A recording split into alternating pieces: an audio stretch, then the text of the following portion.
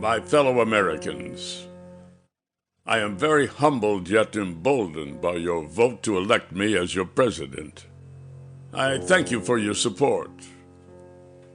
I've earned your vote, and I will now embark on the task of securing your continued trust.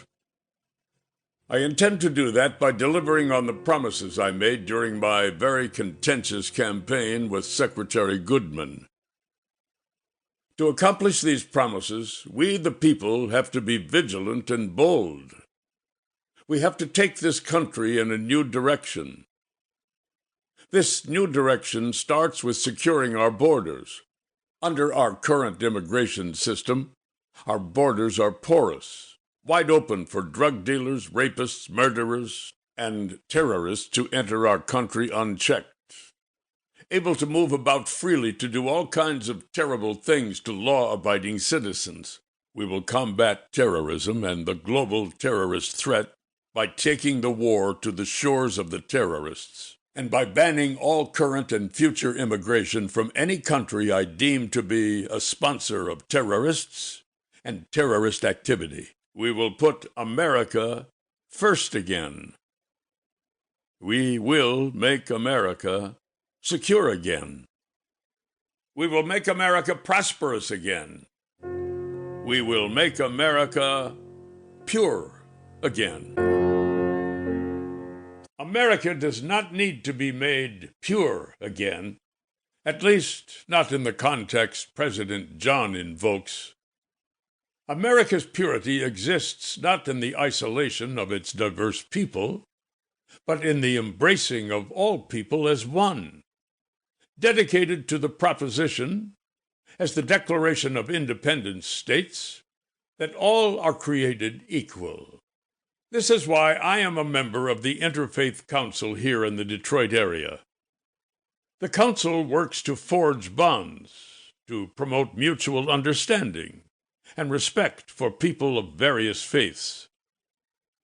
I have established lasting friendships with religious leaders of different faiths, seeking to appreciate all we hold sacred, while at the same time extending hospitality and providing wise leadership as we try to tackle the pressing issues that threaten our democracy. America is already pure. We do not need Ronald John or his followers to make it so.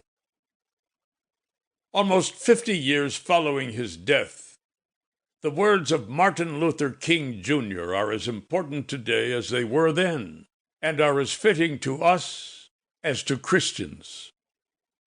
I know we as a people will get to the promised land, and so I am happy tonight. I am not worried about anything. I do not fear any man. Mine eyes have seen the glory of the coming of Allah. Assalamu alaikum.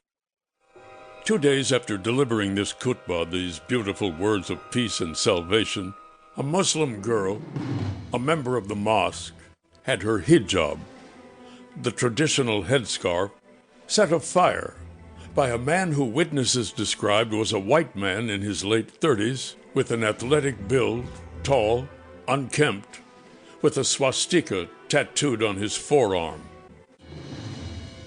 The woman was spared serious injury because of the heroic efforts of some young neighborhood men who witnessed the incident and smothered the fire before significant damage could be done.